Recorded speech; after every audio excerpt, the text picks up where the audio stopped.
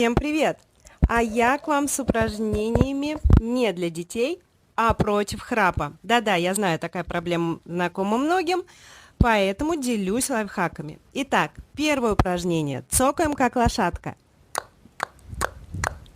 Следим, чтобы подбородок не двигался. Второе упражнение. Маляр. Открываем рот и языком, как кисточкой, красим небо. Третье упражнение. Вытягиваем язык как можно дальше к подбородку. Все упражнения выполняем под счет до 10. И четвертое упражнение. Учимся удерживать язык в точке покоя. Если во время сна наш язык будет находиться в этом положении, то мы не будем храпеть. Итак, тренируемся.